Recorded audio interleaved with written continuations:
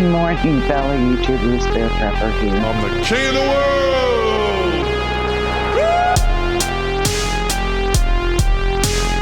You don't want to play asshole with me, kid. You lose every time.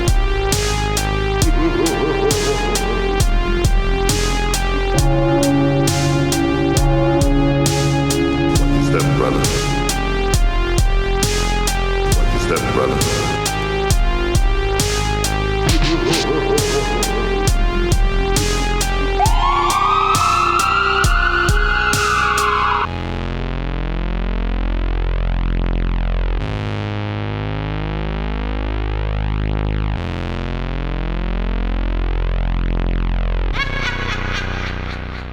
Hey there, this is Dan. I'm here at the Dan and Adam Are Afraid podcast. It is November 23rd, 2025. It is a Sunday. It is episode 76. I'm happy to be joined here on the Dan and Adam Are Afraid podcast family extended universe by my, as always, excellent co-host Adam. Yeah, that's right. You got your boy Adam over here. I am excited to talk about some Donnie Darko today, Dan. Yeah, we're talking Donnie Darko today. We'll get into it. I guess that's really all we're getting into. What do we have to talk about this week? There's stuff happening. Trump what you got going on, Adam? Trump and Mom Dami are like BFFs now. Did you see that? Ma'am Danny? I don't know, man. Everything's so... no matter where you look, everyone's got an opinion. They're like, oh, this just proves he whispered in Donald's ear. He was like, I am not actually a socialist. I'm a prop candidate being used to funnel left power out of the actual... I don't give a shit. Everything's so bad. Everything's so bad now. It's just not stuff I think about anymore. I've given up on all that.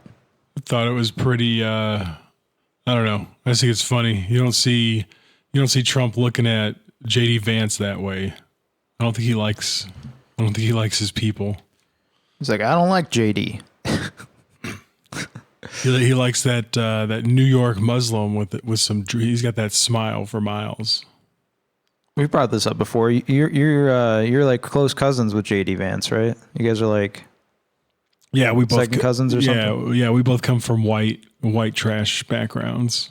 Yeah, but you didn't sell your mom down the river Styx or whatever. Man, didn't I? Ma'am, Danny. Ma'am, damn it. Yeah, no, I don't know. I ain't got much going on this week. I usually this is why we have the living document is so if you have thoughts throughout the week, maybe you just jot them down in there and or somewhere and maybe transfer them there later. Man, because if you forget a good idea, Adam, you'll want to kill yourself. Yeah. I had a dream. I can't believe you committed suicide. Dude, I had the craziest dream this week. People love talking about dreams. I like dream scenario. Let's go. Yeah. Scenario. No, Let's keep getting around. I wish. I was lost in a swamp, right? With a group of people. And one of those people was Kurt Vonnegut. He's literally in my dream. I don't remember what he was saying, but I do know he's constantly saying things, like Vonnegut-isms. I don't know. I woke up and quickly tried to go back to sleep, but it didn't work. I was like, I need to get back. I need to get back to Kurt. He needs me. Dude, we were lost in the swamp. He's still lost in that swamp somewhere. We released our dream scenario episode last week, and I did the amazing artwork for it that I should be congratulated for. But yeah, I had some conversations with people about dreams this week. Have I talked about my alien invasion dream on the podcast? I probably have, but have I read it? I have an actual I have a dream journal. Sometimes I jot this stuff down. I guess we'll do this as the opener, and then we'll get into the movie. Yeah, let's read my dream. This. I don't remember where this is from. Can I tell when I did this? No. August 16th. So a few months ago. It's titled UFO Invasion Dream. Wrong one.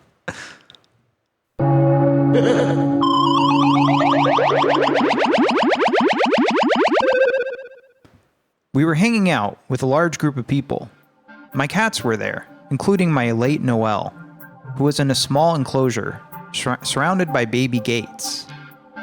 Water started flooding the apartment/house, and it had to pick the cats up off of the floor and bring them upstairs.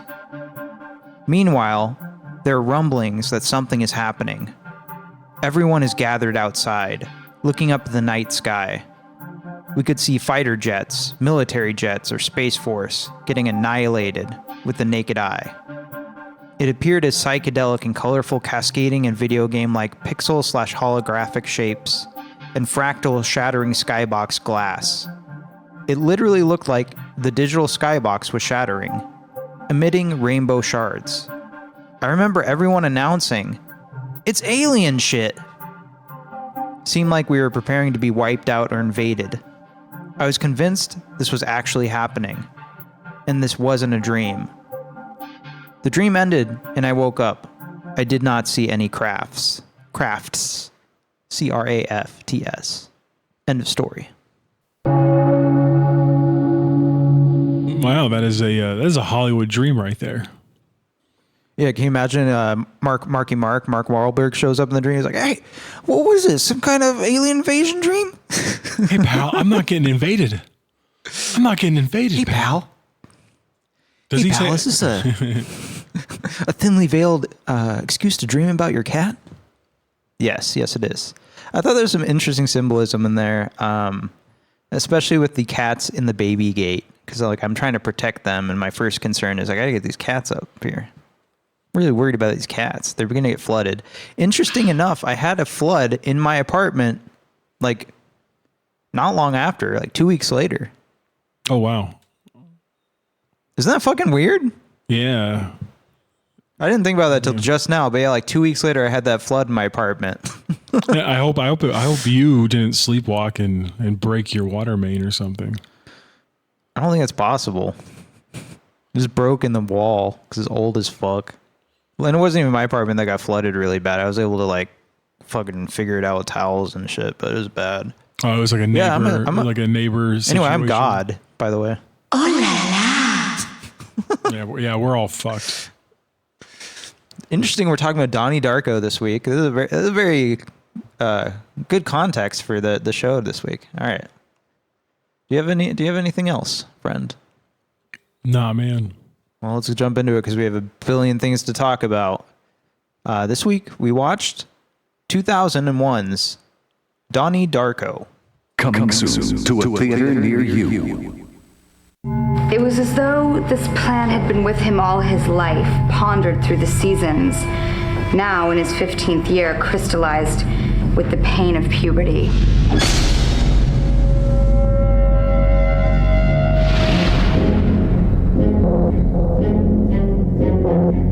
So, why'd you move here? My mom had to get a restraining order against my stepdad.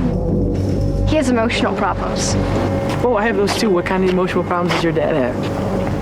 I met a new friend. Real or imaginary? You're a cop, Donnie. Imaginary. I'm going to tell you a little story today about a young man whose life was completely destroyed by these instruments of fear. I've been seeing stuff. Donnie is experiencing what is commonly called a daylight hallucination. I have to obey him. He saved my life. Have you ever seen a portal? Has he ever told you about his friend Frank, the giant bunny rabbit? The what?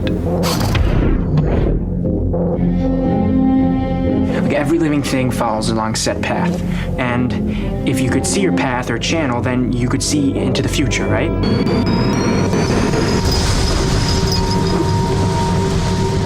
I'm not going to be able to continue this conversation.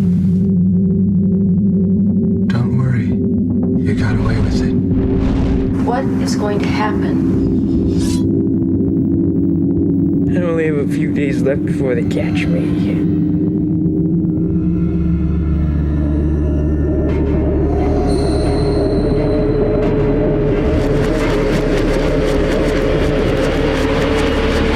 When's this gonna stop? You should already know that.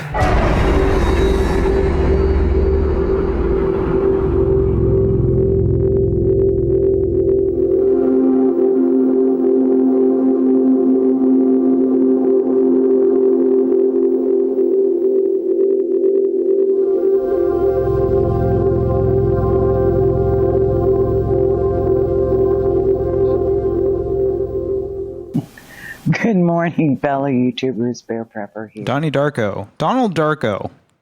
Imagine that, Donald Darko. Donnie Darko is a 2001 American science fiction psychological thriller written and directed by our boy, Richard Kelly. Wanted to read some taglines here real quick. Life is one long, insane trip. Some people just have better directions. Nice. You can never go too far. What would you do if you knew the future? Be afraid of the dark. Dark, darker, Darko. Why are you wearing that stupid man suit? The cult phenomenon returns summer 2004 for the director's cut re-release. Yes, folks, episode 76. Thanks for joining us this week. We're talking about Donnie Darko, American classic, honestly. Like, to me, if you're talking about a movie from the past, 30, 40 years, Donnie Darko is one of those movies.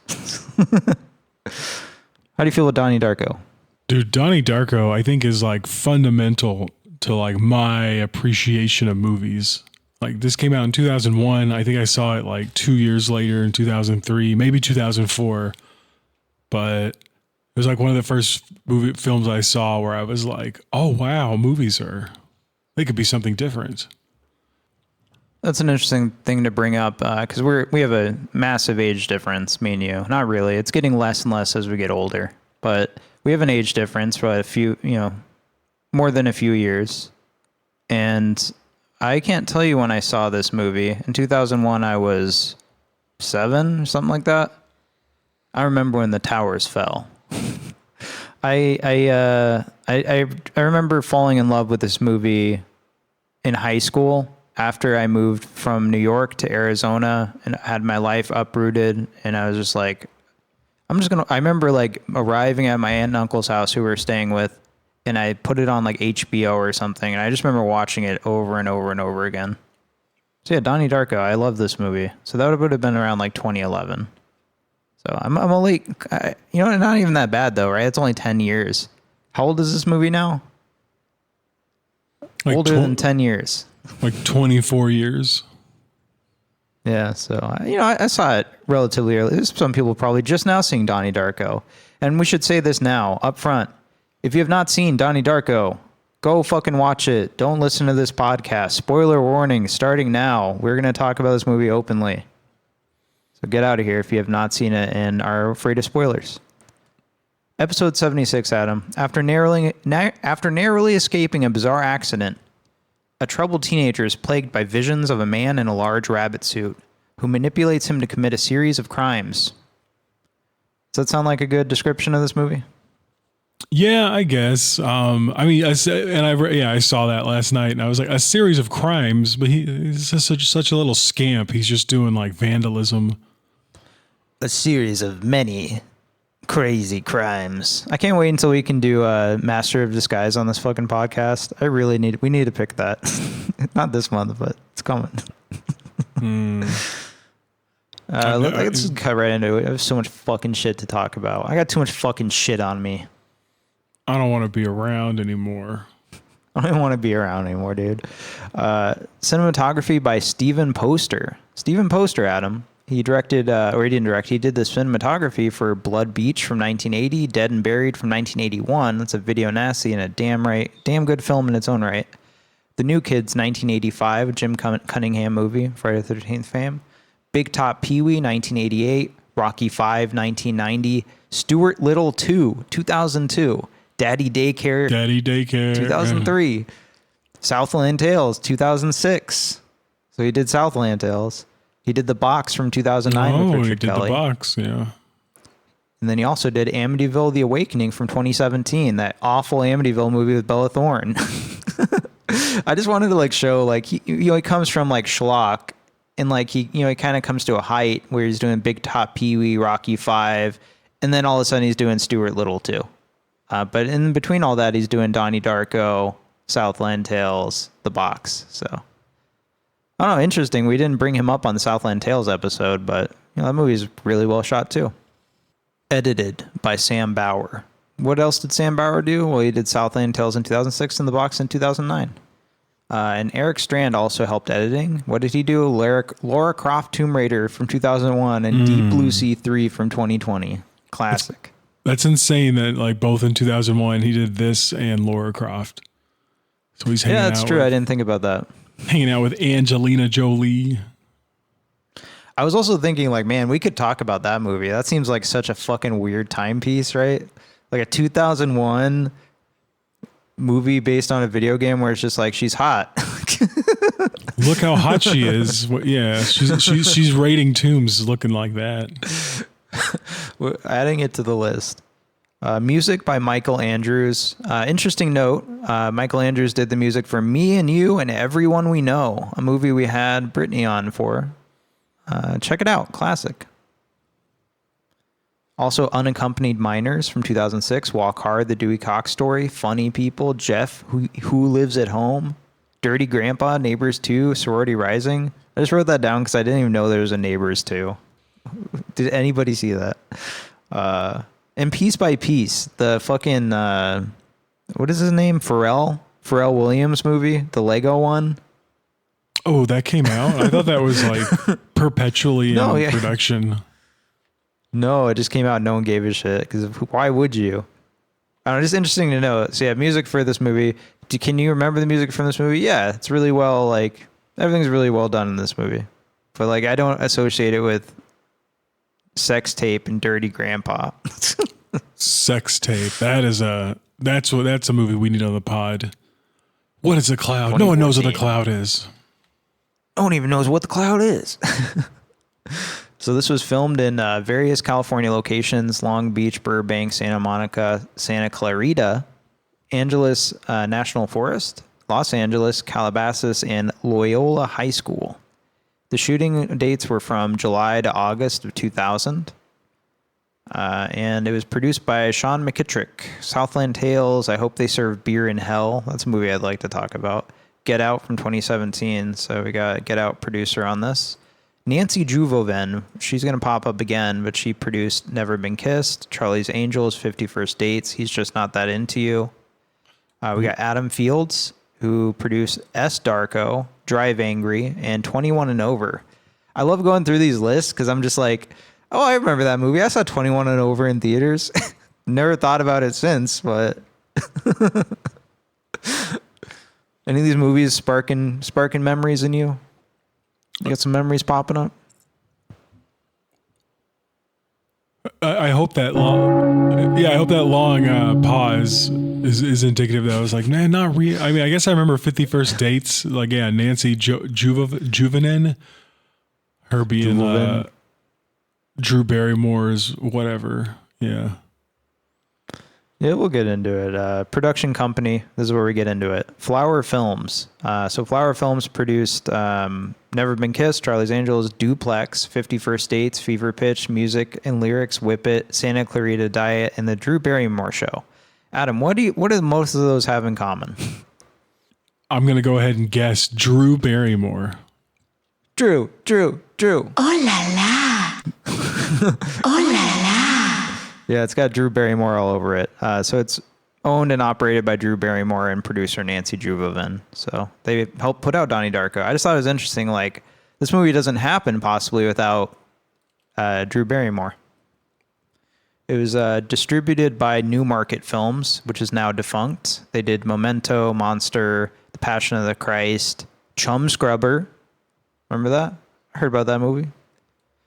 They're actually now owned by Ambi Group. I don't know what that means, but everything's been consolidated. Running times. Adam, have you ever seen the director's cut before? Because we're going to be talking about the director's cut. No, this is my first time. Really? What the fuck? Yeah, I saw I'm assuming I saw the theatrical cut when I was younger. And then, like, the more I into this film watching it, I was like, man, I think I've only seen this film like 1.5 times before now. Really? Yeah, I saw it like back in the day. I saw this at my friend Josh's house. He had like these Bluetooth headphones we wore while we watched it, which was a great way to see this movie for the first time. Because, like you said, it sounds amazing. Yeah, I watched with headphones this time, and I had some takeaways we'll talk about. This was released. Oh, I guess I want to talk about runtime. So the difference between directors and theatrical is about, I don't know, 20 minutes. So just some extra stuff, and things are placed differently. If I remember correctly, like the music is different. I think Head Over Heels starts the movie. I prefer the director's cut because I need this movie to start with NXS's Never Tear Us Apart. Never tear us apart. Like, I need that to happen. But it kind of rephrases things and puts things in different things. Some people have preference. I don't know. I've always loved the director's cut. It gets into more of the Christian stuff too. Aspect ratio 235:1 at CinemaScope, and it was shot on 35mm Kodak Vision negatives. So shot on film, and at CinemaScope makes a movie, as John Carpenter once said. And that's pretty much everything we got. I guess, I'm just excited to talk about another Richard Kelly movie. And, it's crazy we didn't talk about this one first. We have a habit of doing this, but, we're circling back. We're doing Donnie Darko. And, before we get into the discussion proper here, I know our friend Tyler wanted to talk about this movie with us. And, I think that's, I wish we could have had him on, We got a schedule, so we can't do anything about it. But what I'll say is I think we should consider this part 1 of our discussion on Donnie Darko. How do you feel about that? Yeah, I mean, I can talk about this movie more, whenever you want, man. I think we should do like a microwave or something with Tyler in the future. Just because I want to listen to I didn't have time to listen to the commentary track, and I really want to do that. And there's more research in general I want to do into this movie. And, we'll come back and we'll talk about it again. But these are more like, I guess, especially for Adam, these are going to be some initial impressions. And, that'll be the interesting part about this, part 1. Adam, let's change things up a little bit. Instead of me reading the plot directly, actually, we need to read some cast real quick. Let's go through the cast list. Let's have you do that. Yeah, so we have... I remember how to say his name. We have Jake Gyllenhaal. Is it Gyllenhaal? Jake Gyllenhaal. I thought I read somewhere that it's like Gil, not Jill. Whatever. Jake Gyllenhaal. Yeah, he plays our titular character, Donnie Darko. And I just want to go ahead and say up front about him in this movie. I was kind of cringing a bit watching this, like not like in a bad way. In like a nostalgia way, where I was like, oh my God, when I first saw this, he was so like Donnie Darko is the coolest character ever in the world, right? Like he's just exactly who I like when I saw him as a teenager. I was like, that's who I want to be. I want to be precocious and fucked up in the head. Great job. I was related to him. Yeah. Related to his character. There's like definitely like a certain audience for this movie, just like was probably we needed this fucking shit back then. And so there's a scene later on where the dad has a conversation with Donnie about like talking to people. He's like, "You're smarter than all of them, Donnie." You tell him, "Fuck you." And I love that scene. Can you tell why I love this movie? It's everything about it. And then playing Eddie Darko, his dad, we got Holmes Osborne. Now I can't tell you what this guy's been in, but he is definitely like Southland Tales. Oh yeah. He definitely just seems also in the like box. Yeah, he just seems like such a dad character. Like he's great at playing a father. He's really good. He's amazing. Like I don't know. Like even though he's like a conservative asshole in this movie, ostensibly, he comes across as heartwarming, and you really you feel his relationship with Donnie, and I really like how all that stuff's portrayed, because he doesn't just like hate his parents, When he calls his mom a bitch, it's like, even he feels bad about that. And I feel like he resonates with a lot of, I have a conservative dad. My wife has a conservative dad. And I know there's a type, I don't know. I think it's more of like liberals who are like uptight and about how they behave and stuff.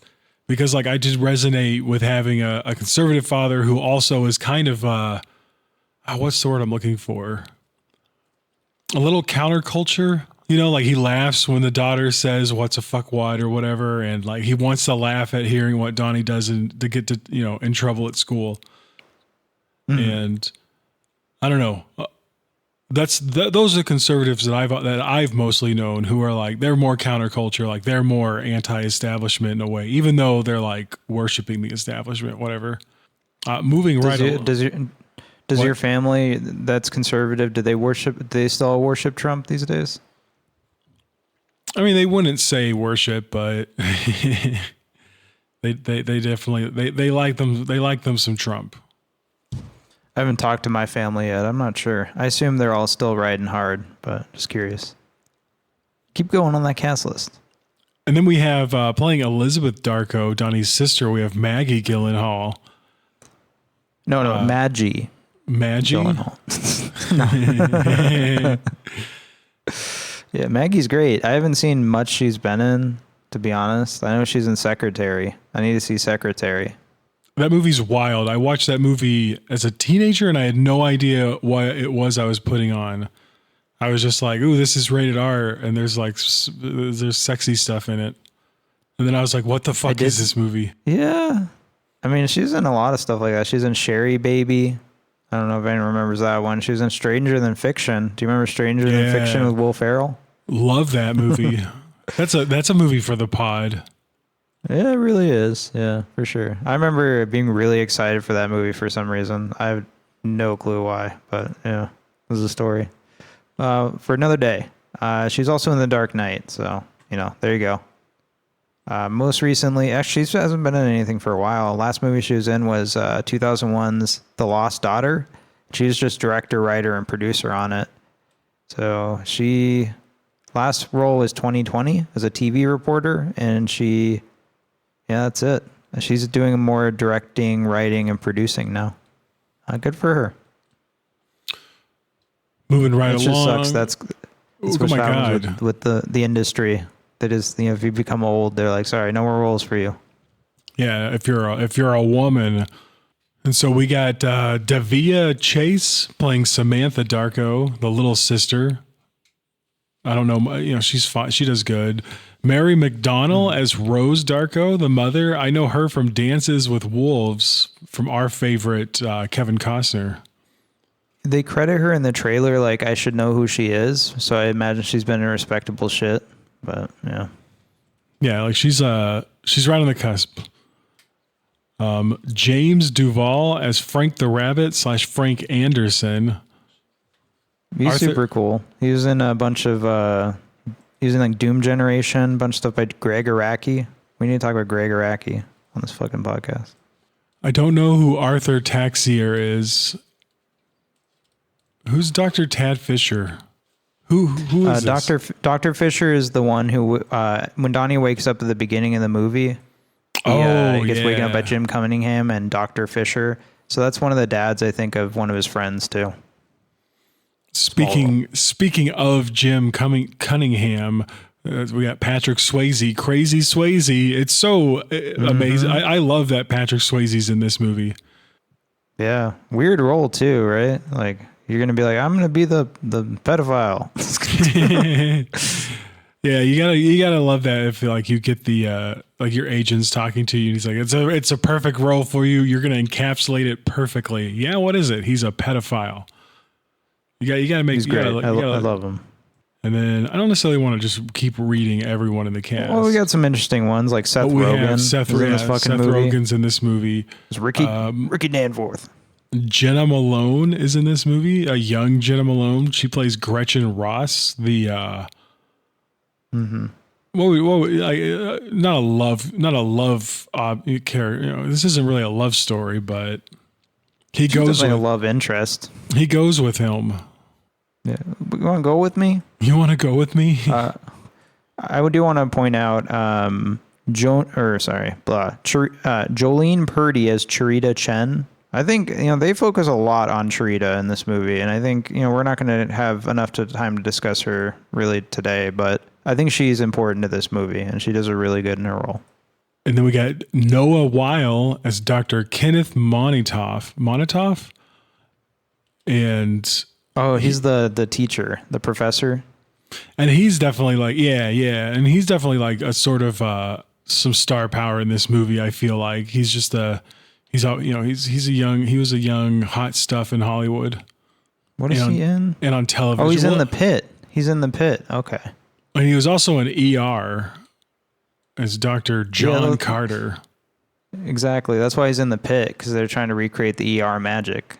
It's another medical show. It's big today. He's the cool teacher.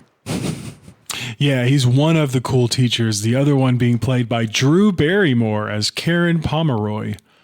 I love that. Yeah, she's like a big reason for this movie getting made, and her role, like, while important, to the movie, it's not, she's not like in every scene. You know what I mean? No, but she is very prominent for sure. She's like, Celador. I think this was, this was during like when I had a crush on Drew Barrymore. So seeing her in this, I was like, oh my God. Interesting time. Yeah. Interesting time. She's in a lot of movies, man. Never Been Kissed is a great movie. Ashley Tisdale has a small role as Kim. I did not even notice her this time, but I think she's just a random schoolgirl. But yeah, she's from Sweet Life of Zack and Cody. She's not Ashley Tisdale anymore. She just announced. She's changing her name. Did she get married? That's pretty much everyone, right? Yeah, she got married. She's taking on her husband's name. Not very woke.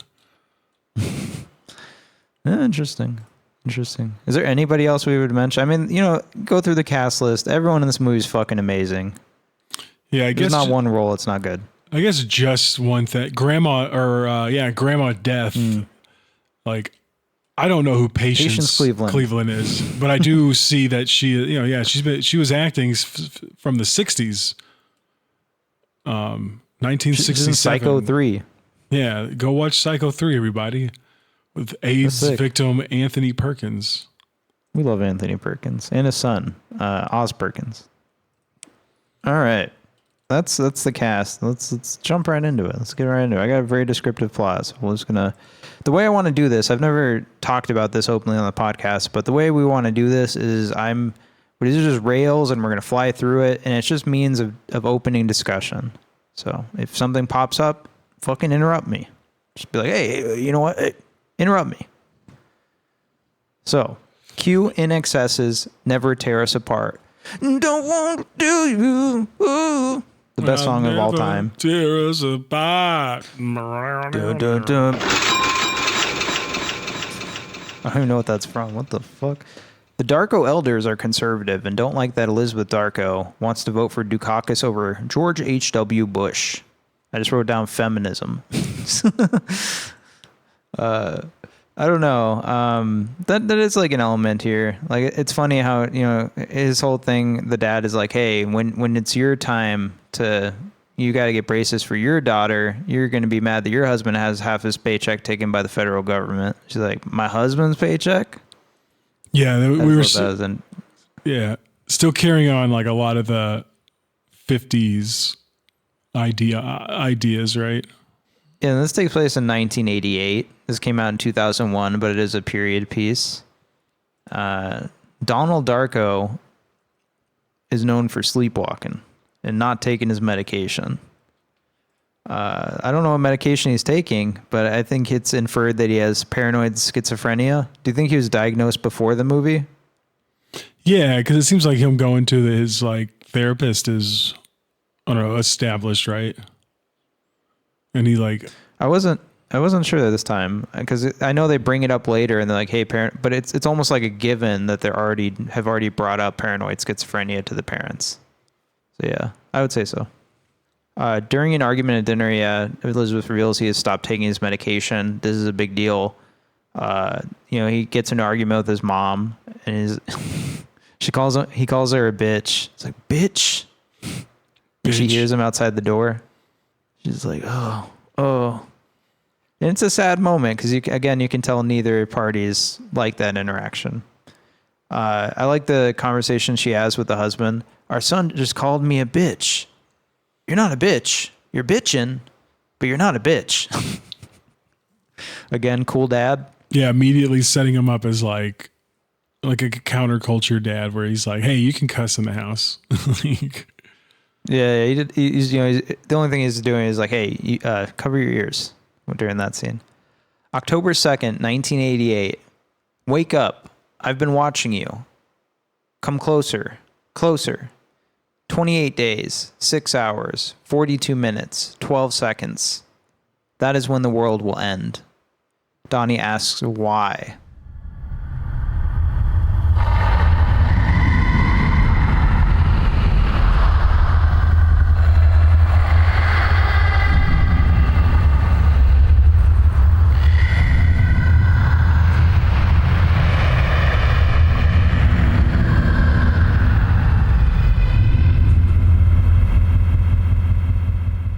Elizabeth comes home late, stopping to pause and lean up against the front door. Once inside, a huge crash, shaking the entire house, chandelier, and setting off car alarms outside. Donnie left. He went outside, it should be noted. Donnie was not in the home at this point. Guess he was sleep golfing. Donnie wakes up outside on the local links golf course. He's discovered by Dr. Fisher and Jim Cunningham, played by Patrick Swayze. Scrawled on his arm with black Sharpie is the time before the world ends, 28, 6, 42, 12. Donnie comes home to a heavy police presence around his house with many blue and white barricades. This is my house. He sees a giant jet engine being fished out with a crane. Here's your brother. It fell in your room. The FAA speaks with the Darko elders privately. They arranged to have the Darko stay at a hotel temporarily. They don't know where it came from. If it fell from the plane, then what happened? Or if it fell from the plane, then what happened to the plane? They don't know, Samantha. Frankie Fiedler, you remember, from high school. He died, remember? On his way to the prom. They said he was doomed. Jesus. They could be saying the same thing about Donnie, our Donnie. But he dodged it. He dodged his bullet, Rose. Somebody was watching over him. It took me forever to figure out what the fuck he was saying there. I was like, what is he saying? Bullet Rose? I had to look it up. He dodged his bullet, Rose. Darko cheats death. Now that you're famous, you gotta have a smoke. Some good shit, huh? It's a fucking cigarette. Like his friend's like hyping up this cigarette and he's just like, it's just a fucking cigarette, dude. Yeah, like my wife like said it's a fucking cigarette right before he said it, which I thought really made that scene stand out to me. It is like a ridiculous just aspect. We get our classic head over heels. Oh, go ahead. But it does what this movie does good, which is like you don't really like. Yeah, there are a few cringy parts where Donnie goes on his like very precocious rants. But I feel like this, all throughout this movie, this does a good job of portraying like teenagers as like pieces of shit. Oh god, yeah, teenagers suck, man. It's awful little people. We get the head over heels scene, classic, where again only in the director's cut is this. I think this is a different song at this point. Maybe I don't know. It's a different song. But I wanted to point out, interesting. I never noticed. They I guess they do this in movies all the time, right? It's a remix cut of the song because the lyrics go, "I wanted to be with you alone and talk about the weather, but traditions I can trace against the child in your face won't escape my intention. You keep your distance with a system of touch and gentle persuasion.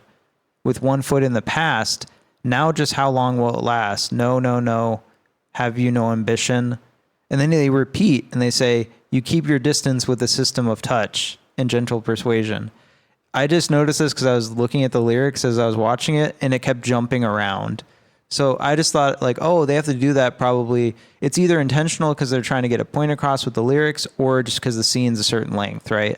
Mm-hmm. Yeah. That's interesting. Weird. I've never thought about that before. Is it interesting? Yeah, I don't think I've ever noticed that before either. So, are you familiar with Graham Greene, Adam? Am I familiar with Graham Greene? No, I'm not. Me either. I'm still not. Funny how time flies in my mind's eye. Why did the children break into old Misery's house? So in Donnie's class, Drew Barrymore's class, they're discussing this book called The Destructors. And I guess it's about these kids breaking into old Misery's house. The children find a great deal of money in the mattress, but they burn it. Destruction is a form of creation. Burning the money is ironic. They just want to see what happens when they tear the world apart. They want to change things. And then we get introduced to Gretchen, which is played by Jena Malone's character. She comes into class and she's like, I have to put me in the wrong English class. And she's like, you look like you belong here. And yeah, that's the weird thing about Drew Barrymore's character. She kind of treats everyone like an adult. And like she's annoyed all the time. It's just, yeah, weird boundaries. You can see why she gets fired, right? Agree or disagree? Oh yeah. She's like the like that liberal teacher you're scared of if you're a conservative in a town. I'm afraid of my liberal teacher. All right, and so she has her sit next to the boy she thinks is the cutest and lets her choose. She sits next to Donnie. Well, the construction guys say it will take about a week to fix the roof. Damned airline better not fuck us on the shingle match. That made me laugh. I don't know. That was like a funny joke to me. This is his dad. All this shit's happening. It's just like, they better not fuck us on the shingle match. Like, he's like, this house better look exactly the way it did before. What would you do if a jet engine fell on your house, Adam? Well, hopefully I'm sleepwalking. Do you think it'd be big enough to just kill you immediately? Is it that big? Do you not have? Is it bigger than your space almost? Because it's like as big as a room, right? Donnie's room, basically. Yeah, I mean, a jet engine. I mean, that's pretty big. It's pretty big. They had them sign a form. Interesting stuff I really like about this movie is there's so many details about like what's happening. They're like, what's happening? They can't tell us what happened yet. They had me something about a matching serial number that got burned. I had to sign a form saying I wouldn't talk to anyone about it. So we're not supposed to tell anyone about what nobody knows. And he's like, yeah, cool dad strikes again. You can tell Dr. Thurman whatever you want. Distracted, they almost run over Grandma Death, who's going in the road to check her mail. This is going to be a running aspect of the movie, Grandma Death checking her mail and getting in the way. One interesting thing I wanted to note on this rewatch, I never noticed because I've never watched it with headphones. She whispers in his ear, every creature on this earth dies alone, and it's audible. You can hear it if you listen closely. I made a new friend, real or imaginary? Imaginary.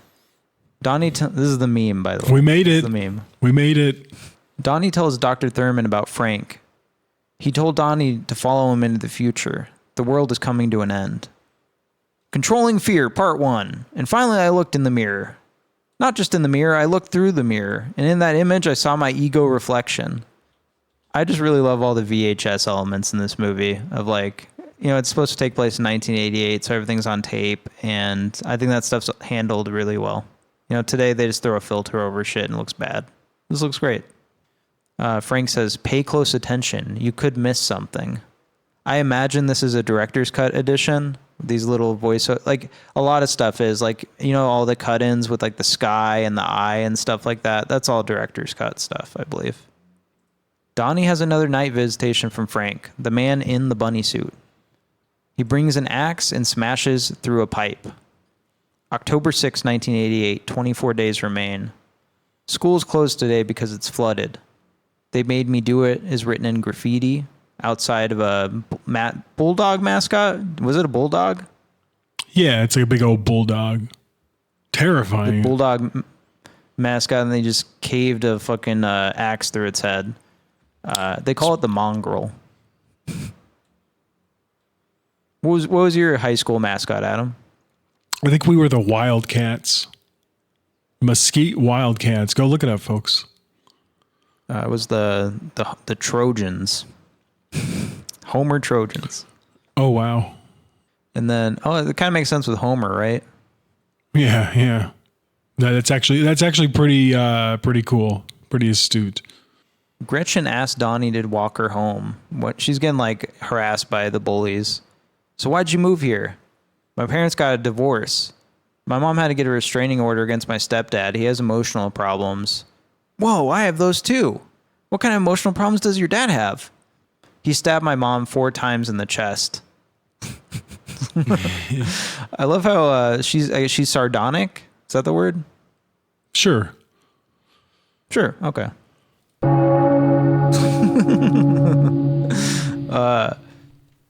Donnie Darko. What the hell kind of name is that? It's like some kind of superhero or something. What makes you think I'm not? Donnie asked Gretchen to go with him. Adam referenced this earlier. She says, sure. She's smitten by Donnie. Interestingly, here there is a sequence of her in the street.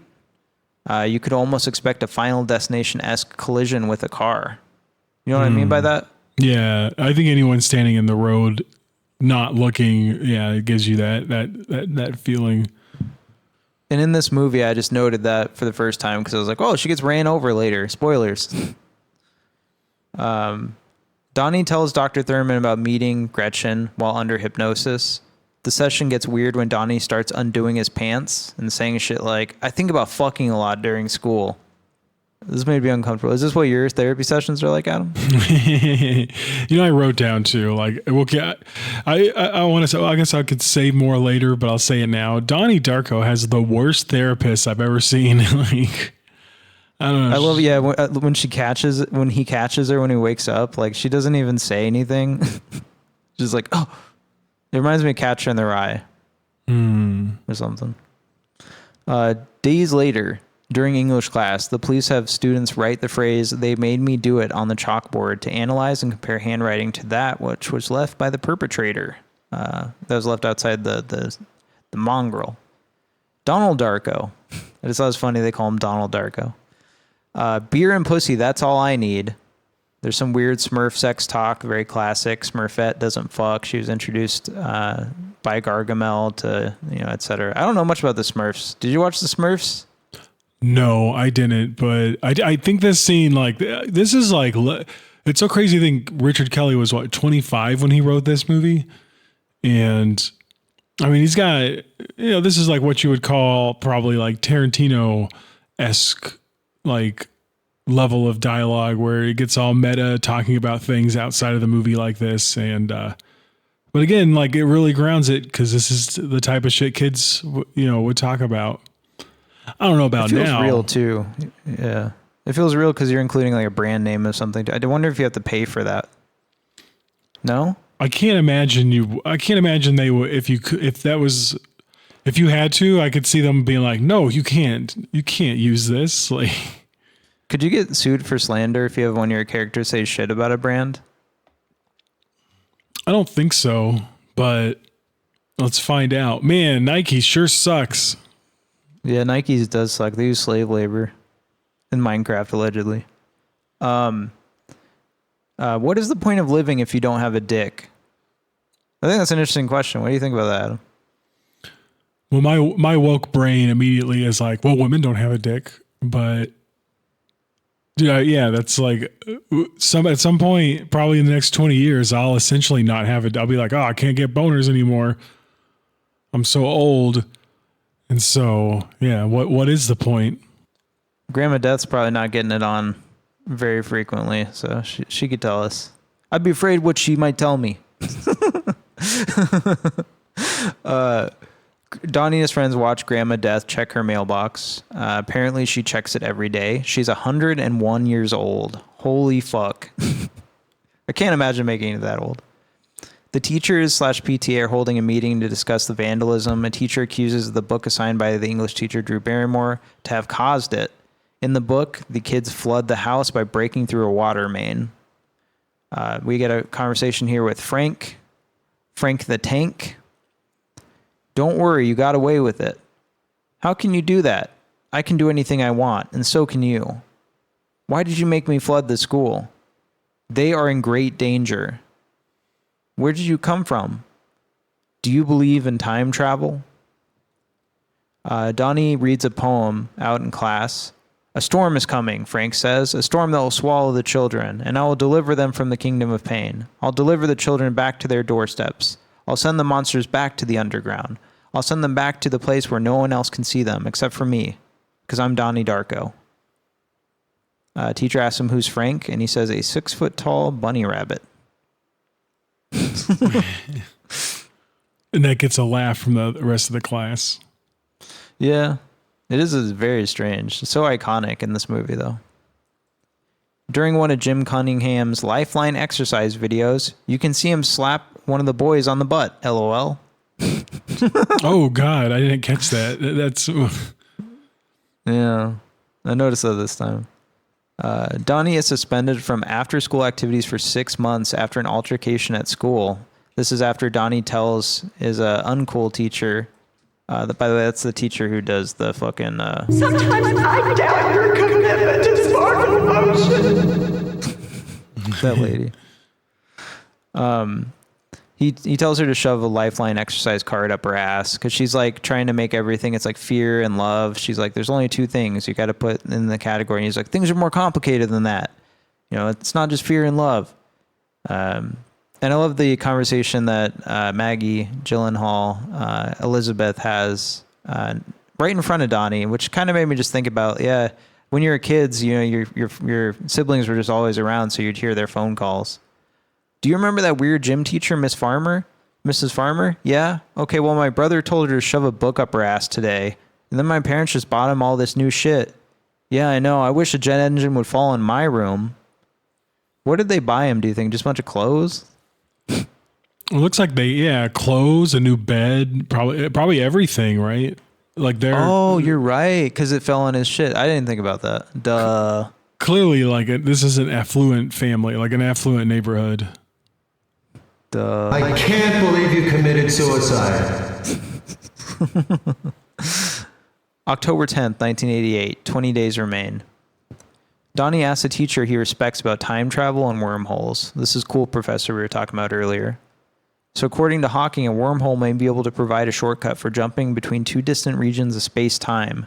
So in order to travel back in time, you have to have a big spaceship or something that can travel faster than the speed of light, theoretically, and be able to find one of these wormholes. The basics of time travel are there. You've got your vessel and your portal. Your vessel can be just about anything, most likely a spacecraft. Like a DeLorean, metal craft of any kind. This teacher gives him a book in secret. He's like, hey man, don't tell anyone about this. It's The Philosophy of Time Travel, written by an old teacher who used to work at Middlesex, Roberta Sparrow. She was a nun many years ago before she began teaching. Then overnight, she became this completely different person. She up and left the church, she wrote the book, and she started teaching science. This is who Grandma Death is. So Grandma Death wrote The Philosophy of Time Travel, that this movie is kind of, you know, especially the director's cut, we're getting a lot of excerpts from it. Including this one, Chapter 1, The Tangent Universe. Incidents when the fabric of the fourth dimension become corrupted are incredibly rare. If a tangent universe occurs, it will be highly unstable, sustaining life for no longer than several weeks.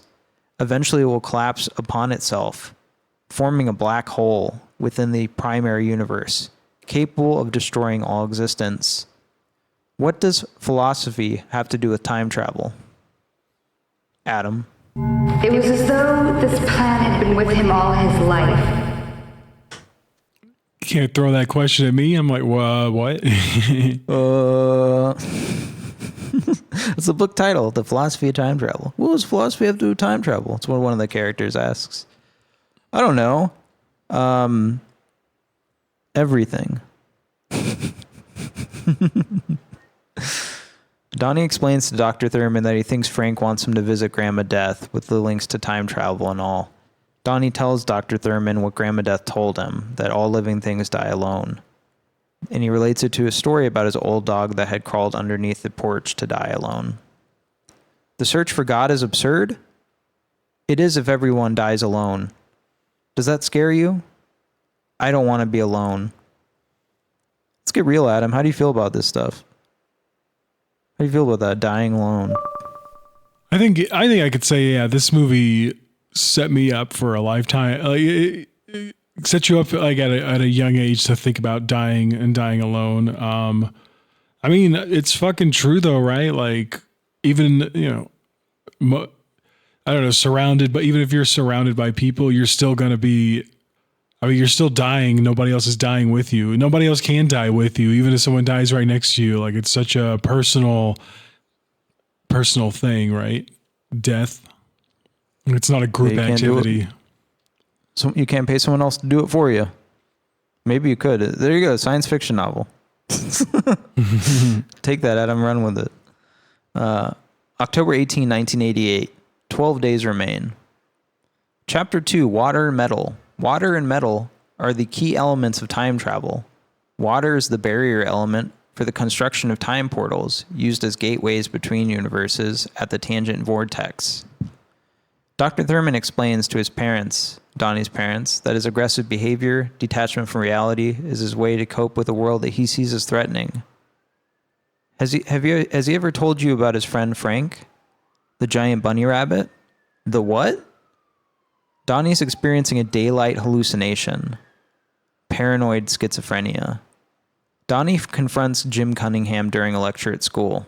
See this? This is an anger prisoner, a textbook example. Do you see the fear, people? This boy is scared to death of the truth.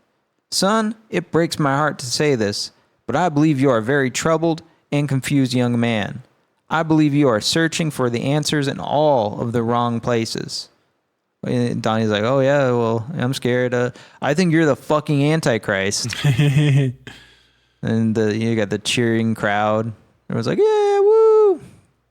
It's just strange. Did you have motivational speakers ever come give a talk? Not like this, but there were like athlete. Yeah, like we had like athletes. We had an athlete that came to our school once. I remember that. She was like a basketball player. She was telling us how we needed to, stay in school and study. Yeah. They did that, but it was like one of those scare tactic things where they bring a guy who looks like E.T. in. They're like, I lost my jaw fucking doing crack and chewing tobacco. It's like, don't do it, kids. You never had that experience? No. We saw like videos and such. Like it'd be like a video of a guy who's like dying of fucking mouth cancer or some shit. Like, that's why I never did that. That's why I got they gave me a bunch of free packs. What is that called? What is it? That shit called everyone's doing now? Snus? No, it's got like a name. It's like fucking popular. I got like 8 cans of it on the counter. Whatever it is, that new chewing tobacco everyone's doing. It doesn't fucking bother me. You keep reading the plot while I go look at this and refill my drink. All right, so this get a title card of Chapter 4, The Artifact and the Living. When a tangent universe occurs, those living nearest to the vortex will find themselves at the epicenter of a dangerous new world. Artifacts provide the first sign that a tangent universe has occurred. If an artifact occurs, the living will retrieve it with great interest and curiosity. Artifacts are formed from metal, such as an arrowhead from an ancient Mayan civilization or a metal sword from medieval Europe. It's called Zyn, folks. Z-Y-N. I got like 5 packs from Circle K for free when I was buying vapes. It comes free if you buy nicotine. I was like, all right, cool. You want some Zyn, dude? Yeah, give me some Zyn, bro. Throw you some Zyn packs next time I see you. So there's the thing about the artifact and the living. So this stuff I really would love to have a discussion on, but I feel like this is best left for part 2 discussion with Tyler. Is really getting into the mechanics of this stuff. So we'll kind of just gloss over it for now, but I wanted to include it. Unless you have some thoughts. Do you have some thoughts about what the, do you know what the artifact is? I don't. I'm going to be honest. I can't believe you committed suicide. I was thinking maybe the jet engine, but again, yeah, we'll get into it later in another pod. Donnie has another time travel discussion with his teacher, but he is unsettled. But the teacher is unsettled by Donnie's manic ramblings about acts of God. He can lose his job if he discusses religion and spirituality at school. I thought this was a very 2000 thing to say, because I feel like today they'd be like, yeah, no, please, we encourage it. Teach these kids about the Lord. Is that what it's like? Or no, we still got a solid separation of church and state? I remember I got in trouble in 2002, 2002, because I was talking about religion in class, and the substitute teacher was like, you need to cut that out. You need to cut that out, son. That's what, I don't know. I just think that's interesting. Another point. To spite the banning of the Destructors, Drew Barrymore assigns the class Richard Adams' classic novel, Watership Down.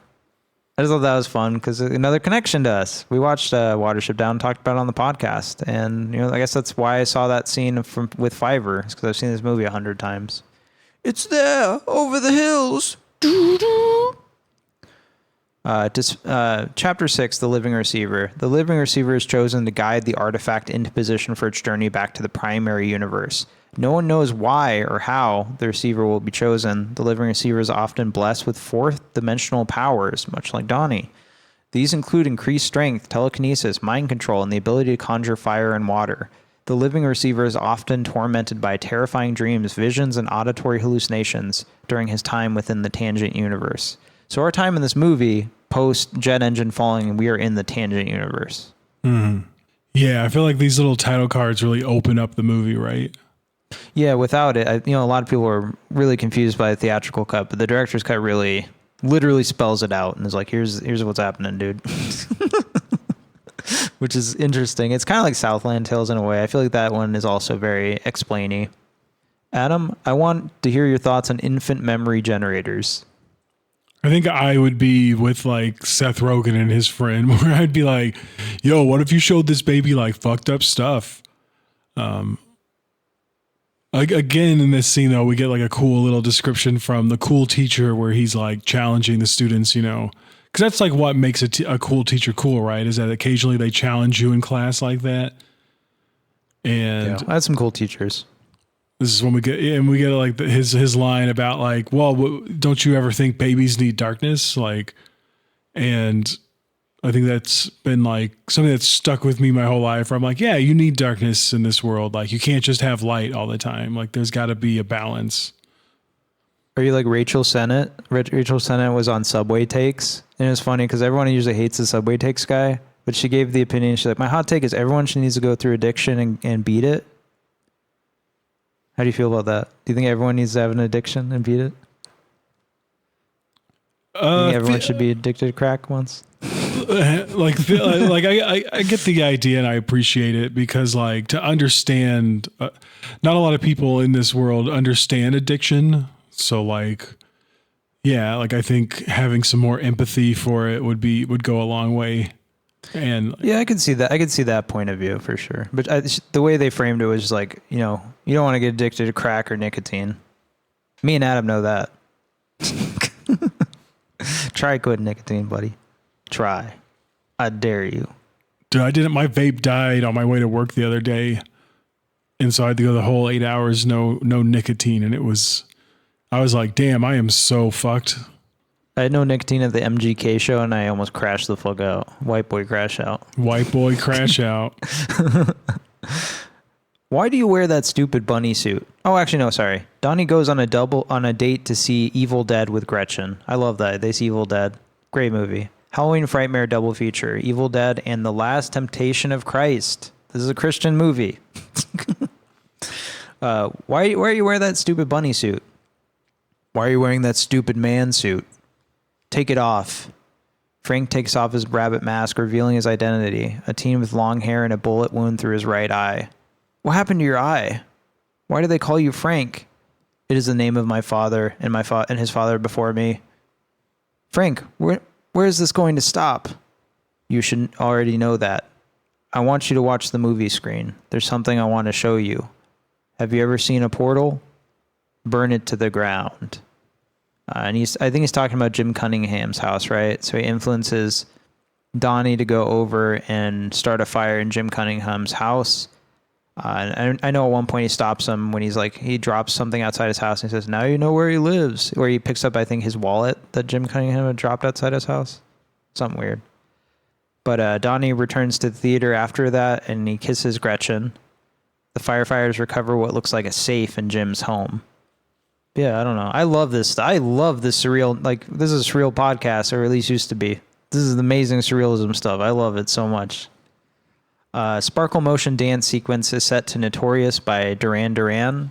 Amazing scene. I wanted to put that behind me, but I feel weird about putting little girls behind me. The blaze was extinguished sometime after 8 o'clock last night. Now, firefighters have discovered what has been referred to as a kiddie porn dungeon.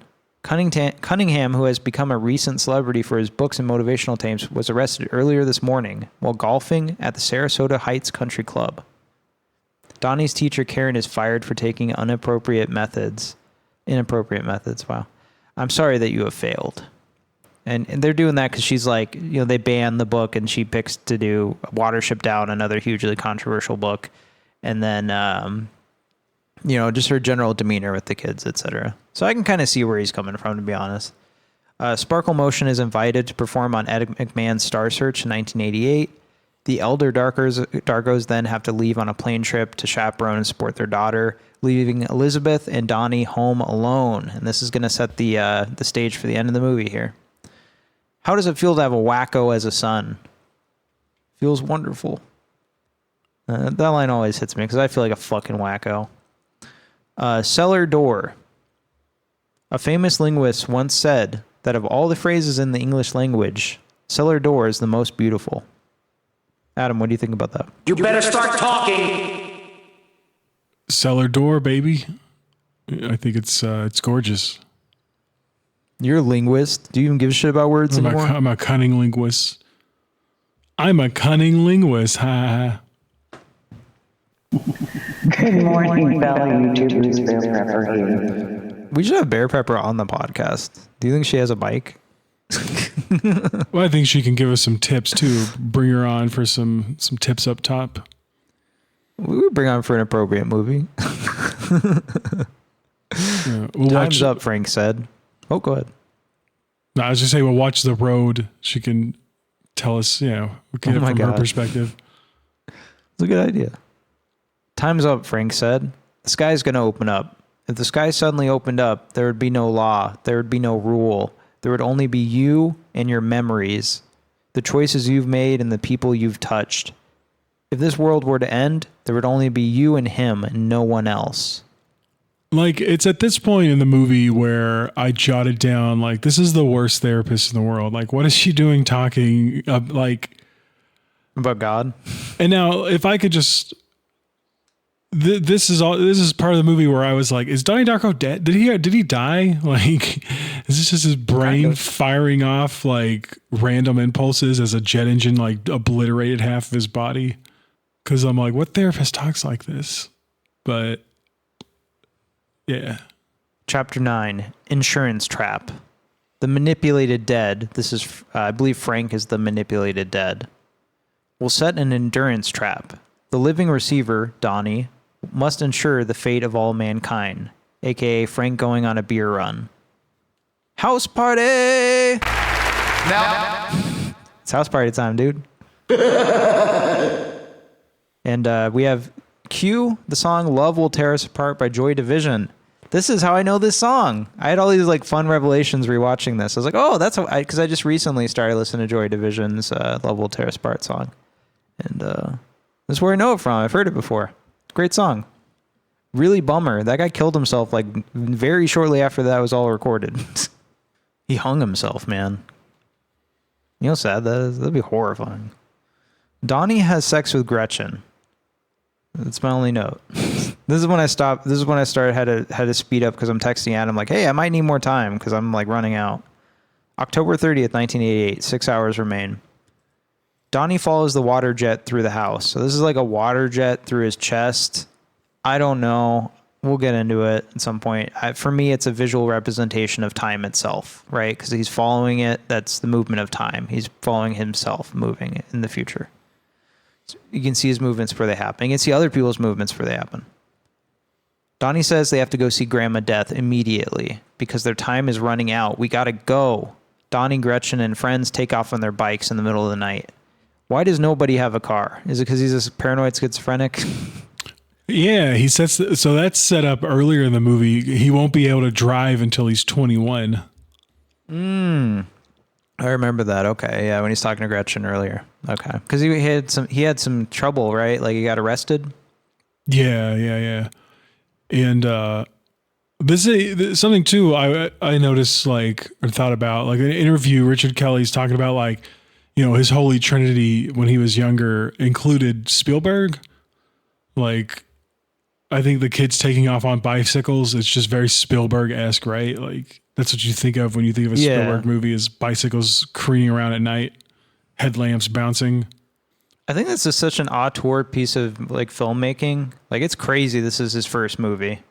Like, you can just, I don't know. That's why I love Richard Kelly. And then you watch Southland Tales. If you actually watch it, you're like, wow, this is amazing. Like, I'm like starting to get really curious if the box is like actually really good, and we just don't know. More on that later. So, you know, they're on the Halloween night, middle of Halloween night. They're on their bikes.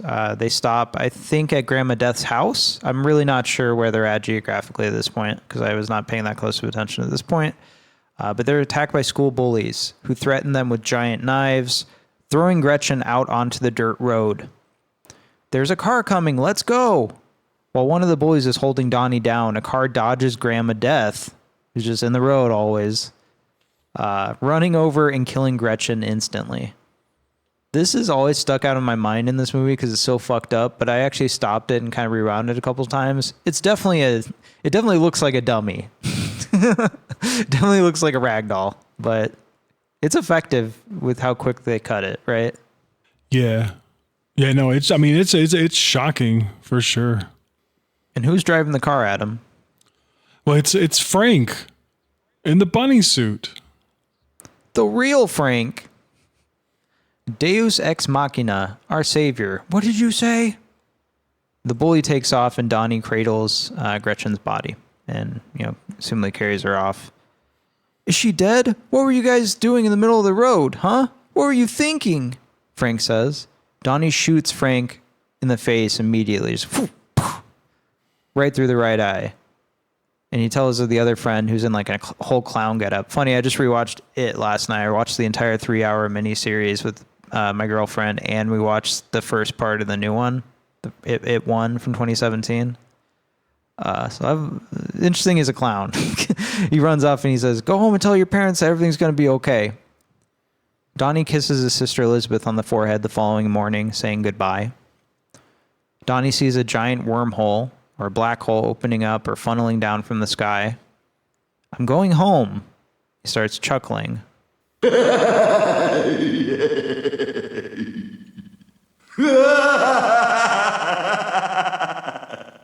While traveling home, the jet engine of the plane that the elder Darkos are taking just detaches. They're just, you know, chilling, then all of a sudden, setting the final chain of events into effect, killing Donnie in his room in his original timeline? Question mark, question mark, question mark. Dear Roberta Sparrow, I've reached the end of your book, and there's so many things that I need to ask you. Sometimes I'm afraid of what you might tell me. Sometimes I'm afraid that you'll tell me this is not a work of fiction. I can only hope that the answers will come to me in my sleep. I hope that when the world comes to an end, I can breathe a sigh of relief, because there will be so much to look forward to. Chapter 12, Dreams. When the manipulated awakened from their journey into the tangent universe, they are often haunted by the experience in their dreams. Many of them will not remember. Those who do remember the journey are often overcome with profound remorse for regretful actions buried within their... And it ends, ... We don't get to read the rest. But we can imagine, you know, regretful actions buried within their past. Something like that. And the movie ends. I did want to make a note here. Adam, you did not see like a frame of Donnie pinned up against the wall, right? With gore, right? That didn't happen in the director's cut. No. With gore? Yeah. Al Gore. Al Gore. Vice President. No, like gore, like blood, yeah. I was just wondering, because I do know that exists. I think it was even deleted from the extended cut. It's like a deleted scene on the Blu-ray or something. But they didn't include it where it's Donnie just like up against the wall seizing, like with like a shit pole going through his chest. Oh God. Yeah, so that they didn't include that. Obviously, why? But interesting side note. You can probably find it on YouTube or whatever. There's a death scene shot. It's Donnie Darko, Adam. What does it all mean?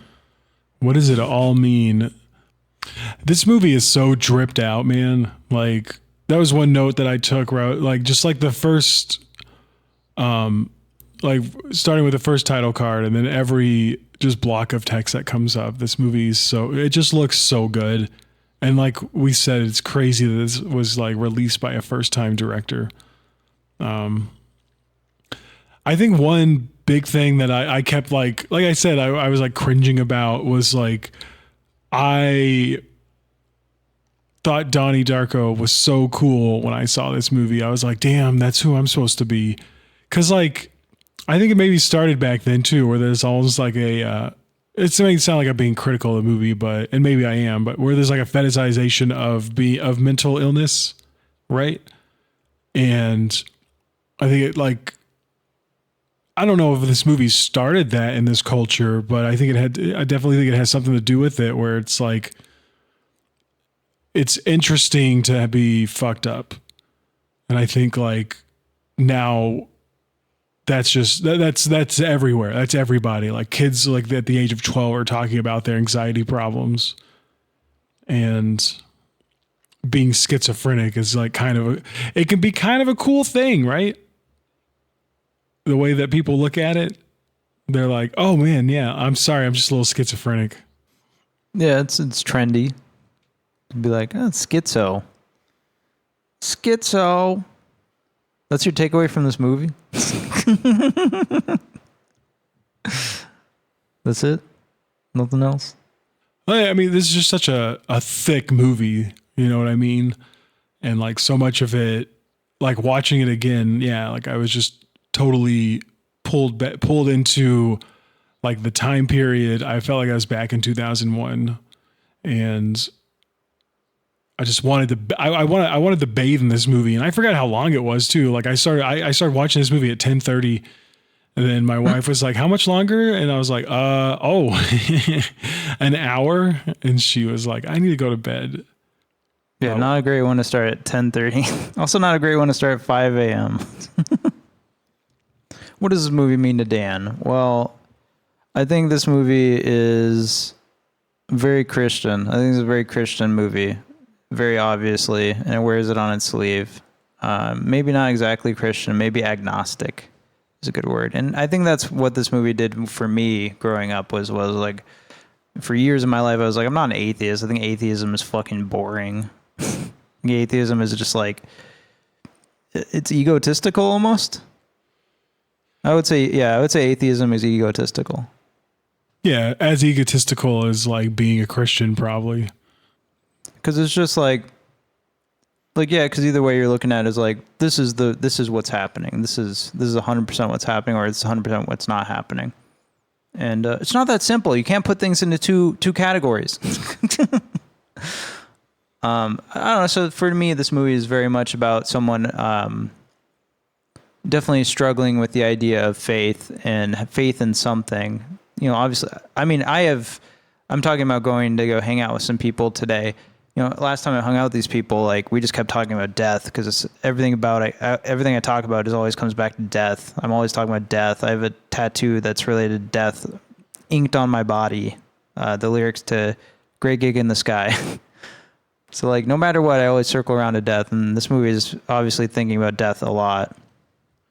So I think it's just a rumination on faith, belief, death, spirituality, all wrapped up in a tight, neat little suspense thriller, coming of age film. You know, you definitely call this a coming of age film. You know, what answers does it give you? None, really. What answers can art give you? I love this quote by Joyce Carol Oates. What is her name? Joyce, something like that. She's a Twitter poster. She's like 70, 80 years old, and she wrote like a bunch of stuff. She's like a very big writer, Joyce Carol Oates, something like that. And she, let me pull this up before we go, because this is like super interesting to me, and I'm just like, I want to read it direct. Let me search it, Joyce. All right. So there's about a week or two ago, Joyce Carol Oates was posting on Twitter. Someone like posted a picture of Blade Runner 1980 or whatever that Blade Runner movie is, the second one. And it's just a photo of Ryan Gosling bleeding out. You know, you see that dumb like male thing on internet all the time. They're like, wouldn't you love to bleed out here? And it's just like a photo of like a landscape with just snow covering everything. You know what I'm talking about? Yeah.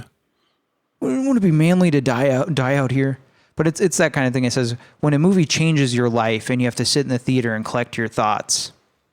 And Joyce Carol Oates said, a movie changes your life? ... Really? And I mean, it continues because she was a Twitter, like star for a few days on this. She said, "Let's consider this seriously. Possibly 1,000 times in my life, I've been asked, what is the book that changed your life? Or what is the film that changed your life? Are these serious questions? Exactly how does a film change one's life? If your life is so insubstantial, so fragile and haphazard that a movie can change it, then another movie seen next week will change it again." What do you think about all this, Adam? Oh, I don't know if I'm going against the grain here, but I have to say, like, yeah, when I read that, it kind of resonated with me a bit. I think a film is good for you to ruminate on, but I don't know. I think you got to be a little careful to be like, this film changed my life. And it's like, now if it really did, I mean, then again, like, I'm not going to be like, no, it did not. You know what I mean?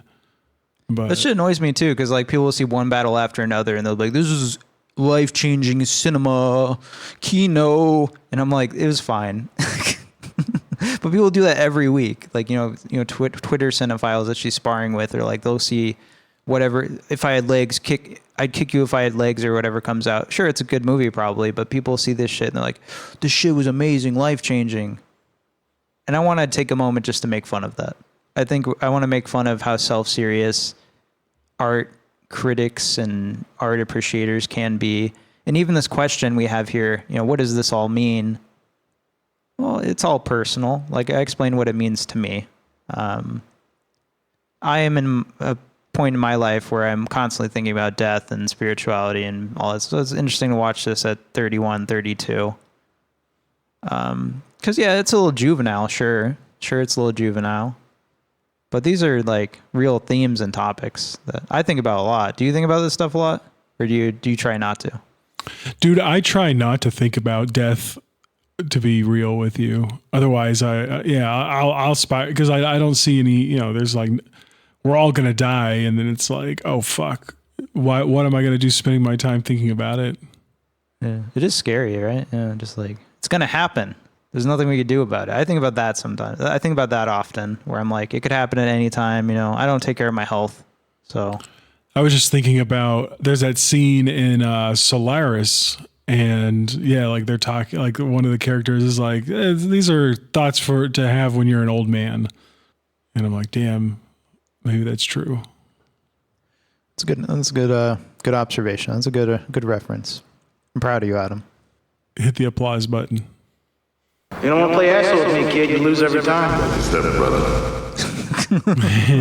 Nice. And I don't know. It's what else is similar, Adam? I guess that's shit. We didn't even do a recommendation, so we got to do it now. Obviously, we recommend Donnie Darko. I do, at least. Adam, do you recommend Donnie Darko? Go watch this fucking movie. Watch it with your teenage nephew. Dude, I can't wait to show this to my nephew and be like, hey man, you're old enough. Let's watch a movie together. Yeah, dude. When he's like 12 or 13, be like, hey man, check this shit out. What else is similar, Adam? What else would you watch with a Tyler in your life? With a Tyler, you know what? Maybe because it was around the same time, but this movie had me thinking about The Machinist a lot.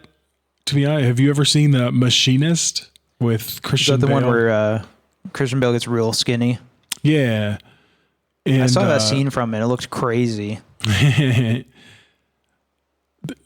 Yeah, and like I haven't seen Memento, but I know from pre-production research that Christopher Nolan, he played a part in this movie getting made because he was like, he saw it and so he was like raving about it to the people who made Memento or produced Memento, and so like that now just knowing that's a movie that I want to see, that like Donnie Darko kind of like put back on my radar. Oh yeah, no, I mean Chris Nolan's gonna be one of our guys. It has to happen eventually, and Memento's a really good movie to start with, so we could just cover that one and be done. Maybe did a couple other ones. I don't know. What movies do I think about? Well, I'm gonna be cheap and cheeky and lazy and just say, hey, if you haven't seen Southland Tales yet, go fucking watch Southland Tales. It's another really interesting movie that is about rumination. To me, Southland Tales is a rumination over not killing yourself. Literally. I think that's what that movie's about. Struggling with wanting to kill yourself and being like, I don't want to do that. That's why I love that movie so much. You're a pimp and pimps don't commit suicide. So you haven't seen Southland Tales, fucking check that shit out. It's tough. I've been sitting here as you've been talking, just trying to think of anything like similar. I'm like, what's like Donnie Darko? So like what dreams and weird surreal imagery. There's so much probably, but I'm lazy. Just go check out Southland Tales. Maybe I'll have a few. I'll queue up a few next time we rejoin to talk about Donnie Darko. But if you haven't, watch Southland Tales and go listen to our podcast. Also like and subscribe. Like the video on YouTube. Share this with your friends. Post it on your socials. Repost our stuff. Follow Dan's Night Out on Instagram. What's your Instagram, Adam? Where are they following you? Where are they following you? Anywhere? Go follow me on TikTok. Dude, I should be more involved in social media, but I'm not. You can follow me on TikTok at abrewer18 or just search Adam is Afraid. And then, yeah. And of course, we have links in the description as always, so check those out. Adam, we got some holiday cheer for next week. It's December. It's finally time for Police Claus. Santa Claus, but he's in police uniform. Yeah, he's like, stop resisting. Stop resisting my present. To like a 12-year-old, yeah. Hey, I know things got pretty dark this week. We had literally watched Donnie Darko. So holiday season's coming. Let's go ahead. Let's get some holiday cheer going on, man. How do you feel about that? Hell yeah. Let's go, dude. I'm excited. So we're going to watch big ones planned. Yeah, we're going to watch. This is the 1988 American Christmas comedy film directed by John Cherry. It's called Ernest Saves Christmas. Holy fuck. You're not going to be able to... Spaghetti's going to like move heaven and earth to come and join us on this one. Oh yeah, Spaghetti's an Ernest fan? All right. Oh yes, he is. I always make fun of him because I'm like, Ernest is a tool of the state. Like, why didn't Ernest ever go to Moscow? Ernest saves Moscow. Yeah. Ernest stops communism. He basically did. Ernest Saves Christmas from 1988. I'm excited for this. That's a great pick. That's awesome. I'm proud of you, Adam. I certainly haven't seen. Yeah, I ain't seen this movie since, God, I was a boy. I was a little kid. They're supposed to be really weird and like well shot and surreal somewhat. So like, we'll see. We'll be talking about it next week, everybody. Hopefully we get caught up and we'll get everything up on YouTube by then. But whatever. Listen to us as you get it. It's not like you're fucking dying to listen to us, you and your countless friends. Hopefully you are. Share this with your friends. I think that's it for us this week, Adam. Do you have any words of wisdom for our listeners who have stuck with us for an hour and 40 minutes? Hey, if you guys stuck with us for an hour and 40 minutes, I know that means you love Donnie Darko as much as we did. Get your friends to listen to the podcast, but also get your friends to watch Donnie Darko if they ain't seen it. If you have young family members, like this movie was, it didn't change my life when I was a kid, but it opened my eyes to like what movies could be and like what, not every movie just has to be Judge Dredd starring Sylvester Stallone and Shots Fired Stallone. So yeah, thank you. I love you. That's a good point, Adam. I love them too. We love you. But that's a great point. As I look at Gen Z Bop House on my list here, which we'll get to one day again. Gen Z, Gen Alpha. This is a great like serious person, first serious movie, right? It's like the first serious movie you see, and you're like, oh wow, it's artsy and I like it. So yeah, that's a really great recommendation, Adam. Thanks for bringing that up. And that's it this week, folks. We thank you for joining us on episode 76. That is our show. Good night, everybody. Yo, we from the planet Jazz. We're here to take over your honky asses, including you, host of the show. jazz alien Quano Mono invented the Big Five sound. Yo, we're taking you to hell. You could be in hell, bitch. White monkey.